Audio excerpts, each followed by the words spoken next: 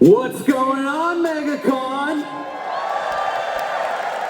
What is that? We're here to talk about a galaxy far, far away for the next 45 minutes. I believe you can do better than that. What's going on, MegaCon? This is so awesome. I cannot believe that I'm here right now doing this panel. My name's Chris Killian. I'm the host of comicbook.com. You don't care about that. How about we bring up the man you're here to see? How does that sound? I want you to keep the energy going for him. We're talking about Cassian Andor himself. Please welcome to the stage, Diego Luna!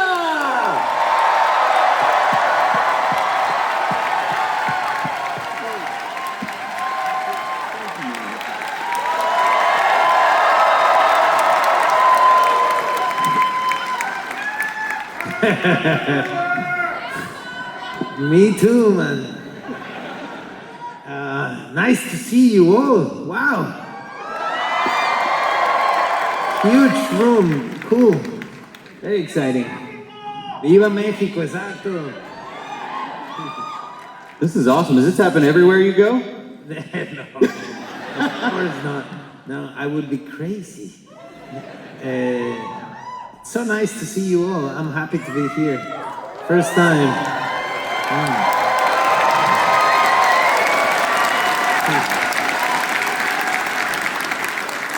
So how are you enjoying Orlando so far? I mean, I've been here a few hours, but it's nice because I get to see them all. I don't know, I have to come back. Yeah. I think so. No, but not to this. I meant to come back with my kids and enjoy the place. Yeah, you gotta go to Galaxy's Edge, take a ride on the Millennium Falcon. Yes, I have to do that. This time it's been just events and, you know, taking pictures and talking to these wonderful, wonderful people we make movies for, so it's cool. That's amazing. I've always wondered, what's it like knowing that everybody that you meet, you've just made their day? It doesn't happen that way always. But no, this means a lot. I hear, you know, cinema and TV alienates us somehow. No? I come from theater where this exchange happens naturally every night. So it's good for us doing films and shows to come to these events and get to know you, get to talk to you about what you care of the job we're doing, and just to have that bounce back, you know, that kind of like back and forth feeling, because at the end we do this for you to watch it, so your opinion matters, and it's interesting to come and see and listen, you know, the lines my character says when you come and you give me those lines and you ask for quotes. It's kind of like, wow, it's interesting, you know. I was in my living room learning this line for like endless hours, and now you know them. It's cool. Yeah, it sounds better when you guys say it, I have to say. Well, you've definitely made our day, hasn't he? So let's go all the way back to the beginning. I'd like to know, before you were Cassian, before Rogue One, what was your relationship with Star Wars? It depends. Like I used to play with my cousins all day long. I'm the youngest in the family, so I was born in '79, so I was a little bit late, but I needed to catch up. I wanted to belong, you know. Probably the first films I saw was had something to do with Star Wars, and my connection to cinema comes from those early years in my life. And yeah, I would say New Hope was there, and I had the opportunity to watch it over and over on the VHS my father had. Yes, I'm that old. And it was important. It was very, very important. I was terrorized at nights by Darth Vader, and I remember it allowed me to be part of something that was there was a strong and beautiful connection with my family, you know, with my cousins. And I grew up watching these films, and here I am today. It's crazy. Yeah. It's amazing what Star Wars has done for. I have the same thing with my grandpa. He shows me the films on VHS, and you know, it's just awesome that you can have that. I want to know. You just call me. Say what? You just said like you would get along with my grandpa, basically. Oh, yeah. You just said like, you gotta meet But my grandpa. I watched it on VHS too, so I mean, we're like probably pretty close to the same age. So. No, yes. Now, was there a specific character growing up that you really connected with? Yeah, Han Solo, obviously. Yeah. But as I said, Darth Vader was like in every of my nightmares. So I guess that's true. You know what a true fan can offer to someone. Yeah. Is to say that, you know, you go to bed with me every night. It's terrible. But it's. I remember the first thing I got back then. Merchandising was something different. Back then, you had to sign up in the toy store. It would take 6 months. You know, they would bring your dad and say like, "It's ready. You can come pick it up." And I chose, you know, the portfolio with the crayons that was the Darth Vader one, and I used to take that to school till I think I was too old to be doing that. You know, someone said to me like, "Man, you know, you're almost in high school. You shouldn't bring your crayons." But yeah, that was the first thing I got. So even though I love now saying he's Solo, probably Darth Vader is the answer. Now, one thing I've always wanted to ask you specifically is that most actors, you know, don't have this unique opportunity that you had with Cassian. I feel like a lot of actors, like they don't know their character's fate until they read the script. But you always knew going in that Cassian was going to die on that beach. And so I wanted to know, did having that awareness affect the way you played him? Spoiler alert. Yeah, sorry guys.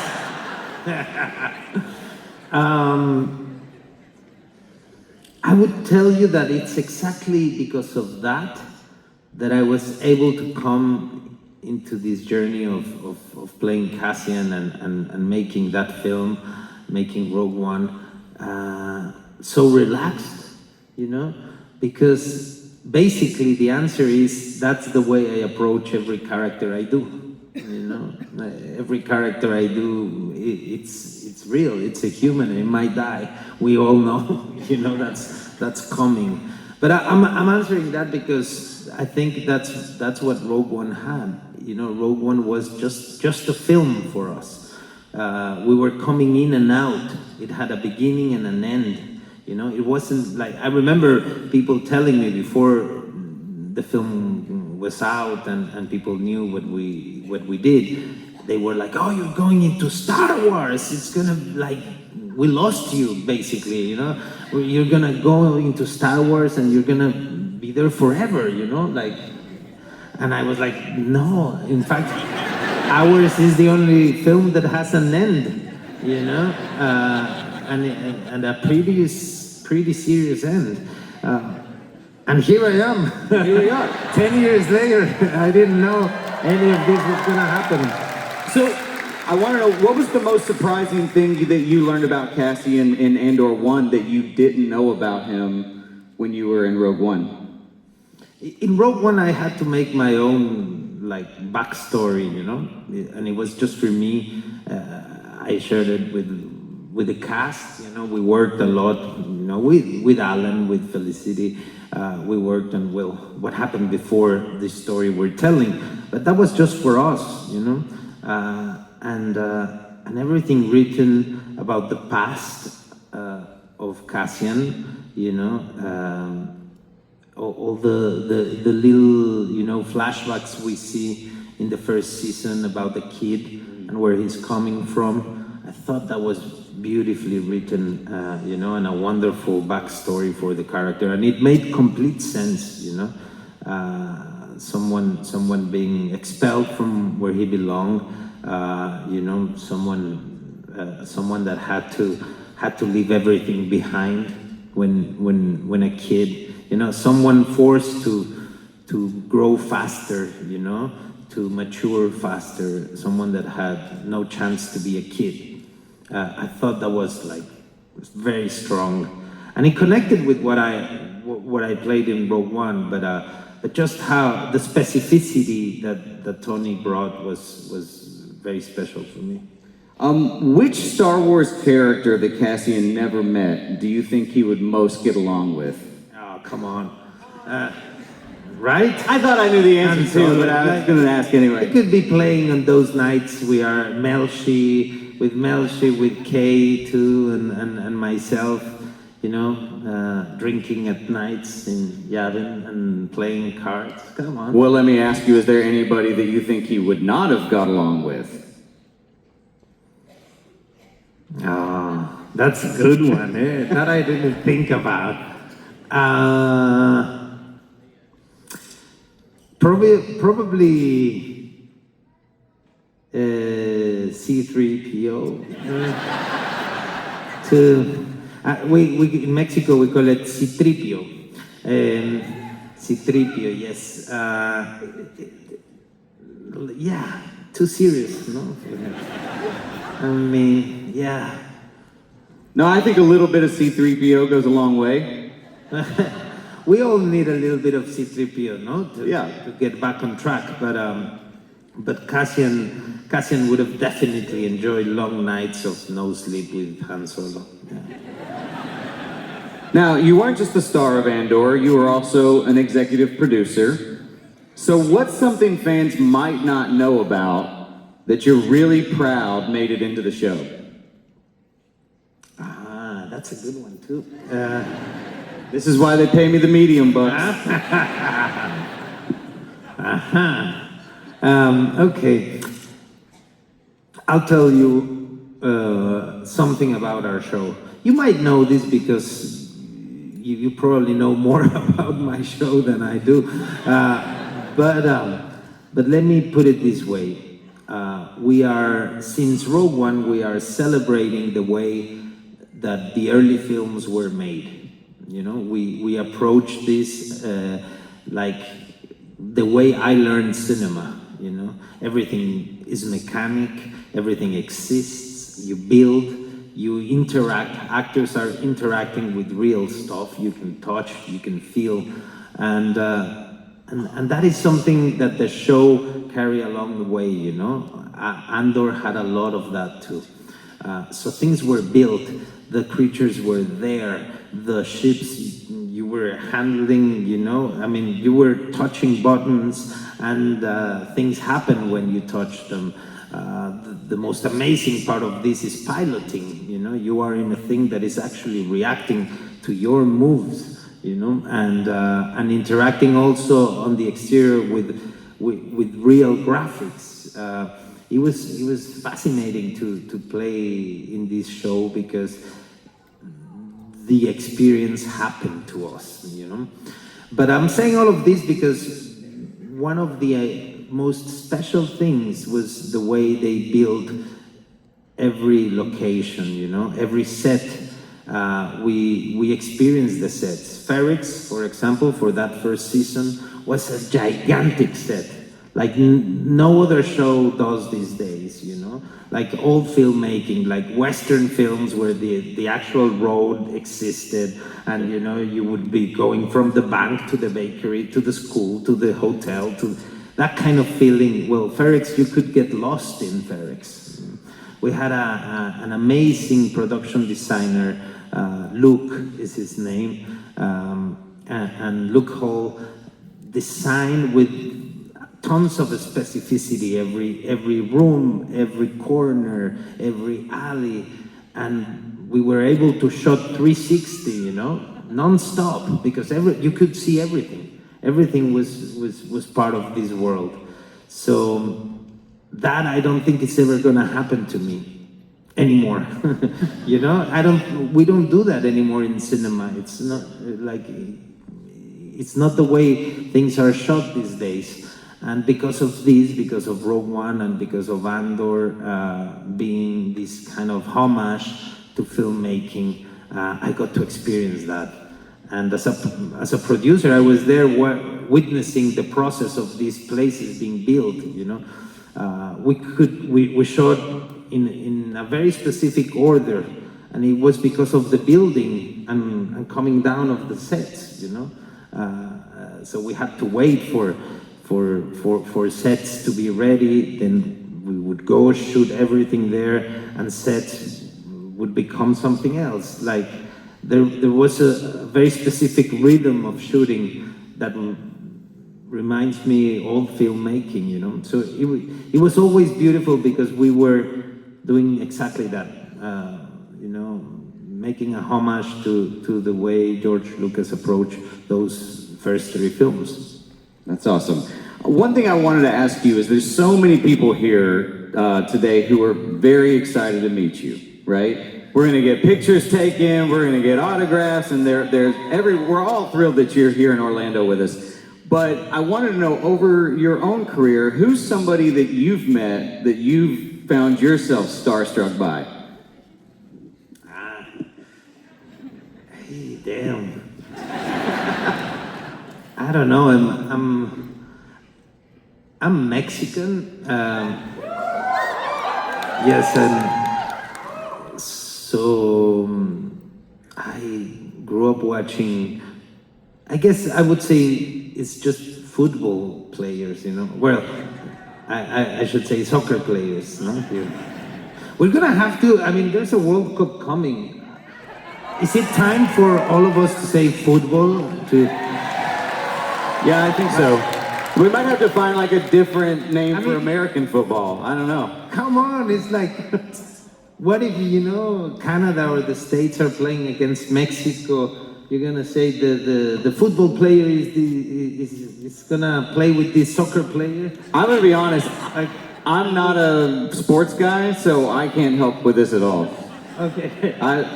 Anyway, for me, yeah, football players as a kid, you know, I really wanted to be. The thing is, I was in the theater, so I met the actors backstage. I wasn't so impressed by actors, you know. You get to see them in their dressing room and you go like, oh no, you're just normal.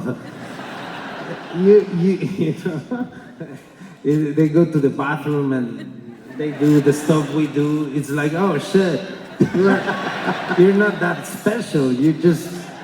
I just, you know, was peeing with you. Yeah. Okay. But it was nice, I think. It was nice because then I started judging, you know, film and theater for what it really needs, you know, which is what really matters, I mean, which is the story and the whole fantasy build on a stage. But I guess, yeah, soccer players is the answer. Okay, yeah. And I can also say that I've had my experience in the bathroom in a urinal next to an actor, and it really does blow your mind. You're like, wow, they pee too. That's crazy. It's I had no idea, Bob Odenkirk. Yes. I'm not gonna say more. Well, if it's okay with you, we've got a little game to play called How Well Do You Know Cassian Andor? And here's how it's going to go. So basically... It's 10 years, please, just remember, okay. All right? Rogue One was 10 years ago. In fact, it came out 10 years ago, which means we started 12 years ago working on that project. Wow, that's crazy that it's been that long now. I bet you're going to do great, though. So here's what we're gonna do. I'm gonna read a quote, and it may or may not have been spoken by Cassian Andor. And you're gonna tell me. You're gonna tell me. Grandpa comment. Now you're just gonna show everyone that I'm like, my memory is. I picked out easy ones. I promise. Okay. Okay, they're gonna be easy ones. All right. So the first one, we got us a little warm-up quote here. Rebellions are built on hope. And I have to say, if I said that? Yes. Oh yeah, of course. There you go. Yeah. See? Bonus points if you can say where you said it. But that was too... Okay, that wasn't part of the You deal. went too far, and like, I'm not that bad. All right, the next quote. We don't all have the luxury of deciding when and where we want to care about something. I mean, yes. He Yes, did it. Look, yes. two for I did. two, yeah. And that one is an old one. And you know what? That one was an alternative. We didn't know if it was going to be on the film. Damn, you just brought back memories. Yeah, tell the story. We got time. I'll tell you the story. Yeah. We were trying to build all that confrontation, and there was a lot that we were bringing in. That it was also probably just to heat it up, to make sure the scene had the right energy. So there was a few lines that were alternatives or just lines to get us in the right tone and energy, and that was one of those, and it ended up being in the film. Wow. I think you're really gonna like this next quote. Okay. She's a Trekkie. That's it. That's the quote. She's a Trekkie. Did he say that? When? Definitely not in a galaxy far, far away. But let me think. Where? Oh shit! No, That's pretty clever, right? No, I mean I was 20 years old. that's. But you still got it right. I didn't. I got help here. I got some help. But yes, it's true, right? It's a line about Zoe's character. Yeah. Thank you so much for saving me. Someone told me the name of my character, Enrique Cruz. Yeah, Enrique Cruz. Yeah. That I like. You forgot? I was like, can you sign Enrique Cruz? And I go like Homer Simpson, It's like I go like Enrique Cruz. What? The wrong Mexican. Sorry, it's not me. I'm like, it's your character from Terminal. Oh, of course. Yeah. So the next quote is, "I'd rather die trying to take them down than die giving them what they want." Yes, that's definitely another one from Rogue One, no? See? No, that was No, Andor. That was Andor, but you were right. You did say it. And honestly, after COVID, it all blends together. Oh, exactly. Thank you very much. Yes.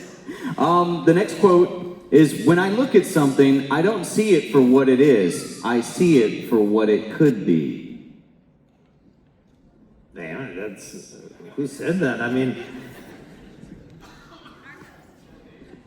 you said it, but you said it in Narcos Mexico. Yeah.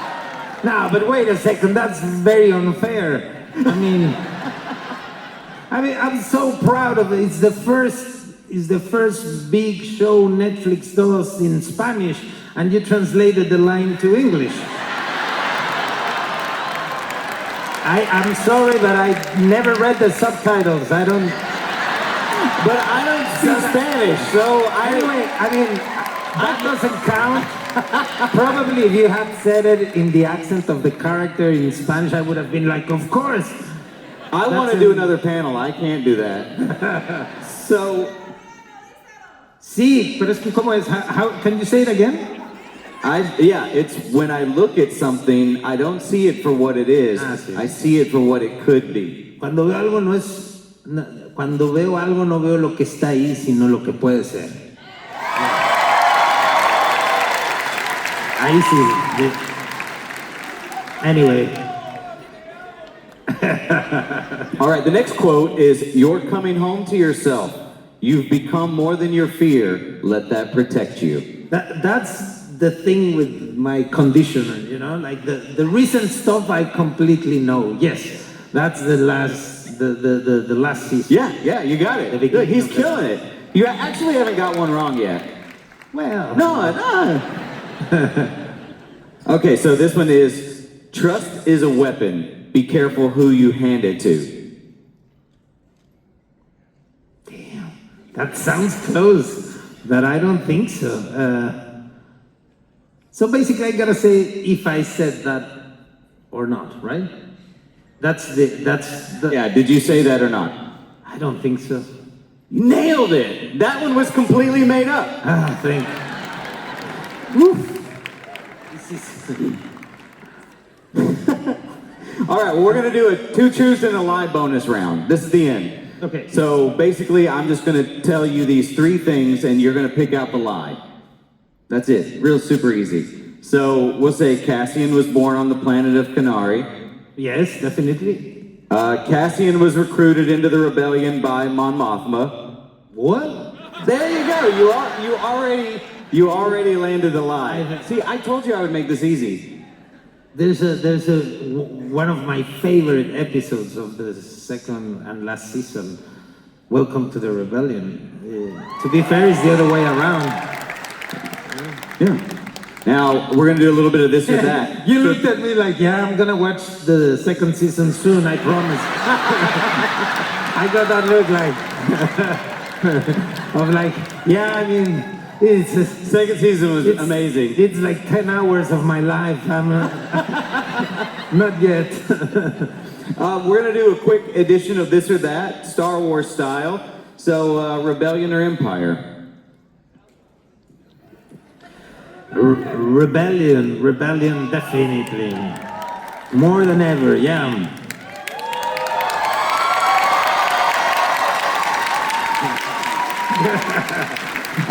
Blaster or lightsaber? I know you want me to say lightsaber, but no, blaster. Let's keep it real. Also because, you know, I'll tell you this very quick story, but my gift at the end of the shoot of second season was my blaster. The one and only, the one that turns and the one that, you know, the light comes on when you push the trigger. It's fantastic. I took it home and I was stopped at the airport because they do a great job. It looks pretty realistic. But yeah, I have that one at home. You still have it? Of course. That's awesome. That's so cool. Jyn Erso or Luthen Rail? Ah, come on. Why would you say that? I mean... Wait a second. What's your... I mean... Listen, there's room for both in this art. I mean, they belong to different times of Cassian's life and journey, and they truly occupy very different spots, you know, in the love. How do you say? En el compartimiento del amor que tiene Cassian. Then sorry, that I don't know how to translate. But basically, I don't want to answer. I don't want to betray any of them. Like they're both probably 2 of the 5 most important people in Cassian's life, you know. I'm not mad at that answer.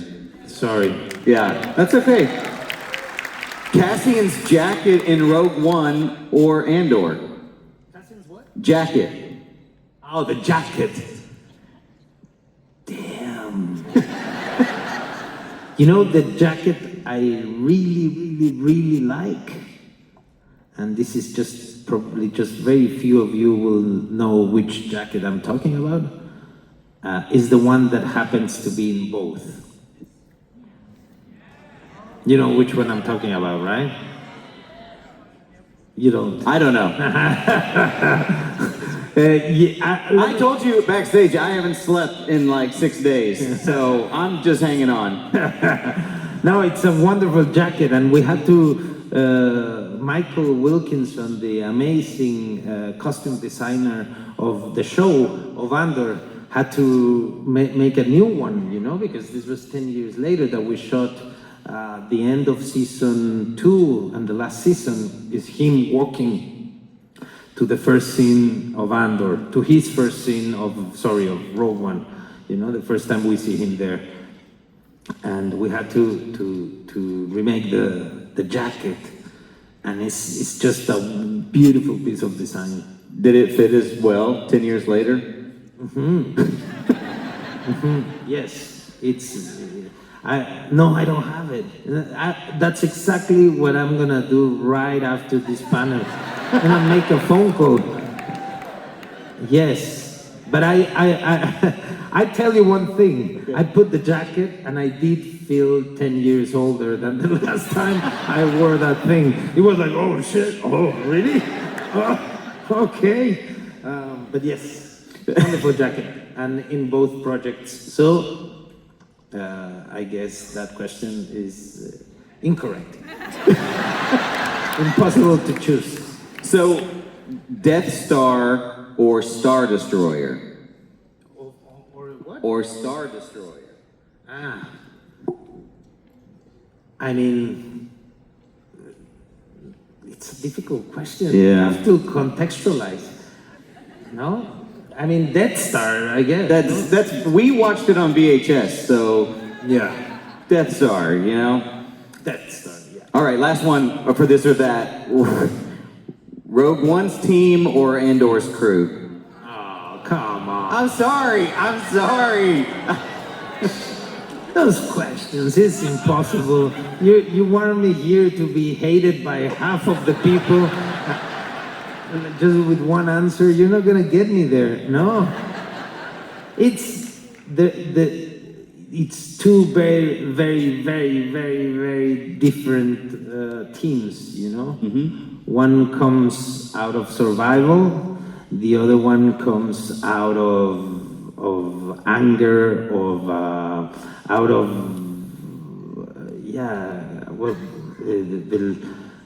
what injustice brings, you know, this need for change, you know.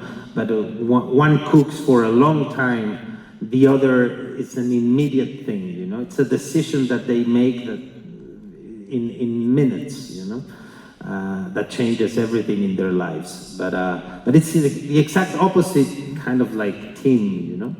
Diego, I think you're great at these games. Can I just say that? I think he's great. This has been so much fun. I've had a great time. Before we go, we do have a couple of fan questions that have been sent in that I'm going to read to you. So, Nice. Maria from Los Angeles, she wants to know, what's the one thing you love most about playing Cassian Andor? That he's very quiet, that he just looks like a regular guy, you know? I was allowed to play someone that was rooted into not just myself, but the people I admire, the people I grew up with, you know? I could bring everything from my world into Cassian's. Cassian was supposed to be a grounded person, someone, you know, just a regular guy, and that was beautiful to be able to approach the universe of Star Wars that is all about this, you know, amazing fantasy, incredible scenarios, characters, toys, and I was able to just be normal there. You know, just to have a normal approach to it. And that was beautiful as an actor, you know, because it allowed me to play with who I am. That's a great answer. Samantha from Toronto, Canada wants to know, you've done so many awesome projects. What's a role you haven't played yet, but you really want to? That's a very, very, very complicated question. I say that I wish to play a dad. I'm in a very specific time of my life, or life, I guess, because we all go through this, where I'm a parent. I just lost my father, and I see life from a perspective that I didn't have before, which is the journey of parenting, you know. And I really want to play a character and do a film about that journey, about how life transforms when you see it from the perspective of your kids, and everything has to do with them, you know. And I haven't been offered that role yet, so one day I'll be playing that, and I'll be very happy to also honor not just my dad, but every dad I've seen, you know, do something, give up something for their kids, you know. Yeah, definitely. Yeah. Basically, I'm saying I'm ready, you know. Not a grandpa. To play the dad or only the a dad. grandpa, and yeah, exactly. I'm accepting my age, I guess. Sophia from San Diego wants to know, who was the most fun to work with on Andor, and do you have any funny stories from behind the scenes? Definitely. I mean, it's an interesting competition because there's so many actors in Andor, in the show, that are like just stupidly funny, you know. But I would say when Alan came back and we were stuck again in the tiny cockpit, and he was wearing his his suit. You know, he plays this gigantic droid, so he's wearing this suit that, I mean, if I had the opportunity as an actor to never wear something like that, I would definitely take it, you know. It just makes you look very silly. And and he was allowed also to improvise, you know, because he was gonna be revoiced by himself, but later, you know. So he was just like so much fun to be around. He was the only allowed to say anything going through his head. Do you remember in Rogue One, there's a moment where he slaps me? That was an improvisation, you know. Like he was, like you can tell if you see the film and you pause, I'm laughing, you know. I start smiling and I cover. The beautiful thing is that he's supposed to be improvising also that in front of the guards, in front of, you know, so it's okay, but 10 years later I can tell you that's not me acting, that's me trying to hide. I'm laughing so much because of this idiot. That's amazing. I love Alan. He's so funny. Alan is the best. He's so great. The best partner you can have. Yeah. Last question for you. This is from Ava from Atlanta. She wants to know, what color would your lightsaber be? Oh. It changes, right? The good thing about lightsabers, it's like a mood ring. Exactly. Like it can reflect what worries you, what matters to you in the moment. Today, it would be green, white, and red, you know? Nice. Awesome. Well, I want to say thank you so much for being here. Before we go, do you mind if we can get a photographer up here and take a picture with all of these people, and we can sort of memorialize this moment? Does that sound great? Yes. All right. Can we get somebody up here? Hey. We got someone on the way? Where we got? Oh. Are you taking it over here? Yeah, let's get in front of all these people and get everybody in here. Definitely. All right, 3, 2, 1. What's the word? We can't say cheese. No, you can say on program, exactly. Oh, let's do it on program. Can you? Oh, that's gonna make. I'll send that to Tony Gilroy if you all help me. I promise he's gonna be very proud. On program means just like him. Yes, exactly. Thank you very much, guys.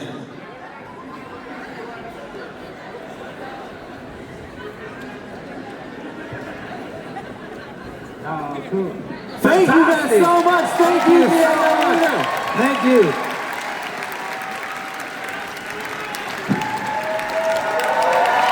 At this time, please exit the theater to make way for the next group of fans.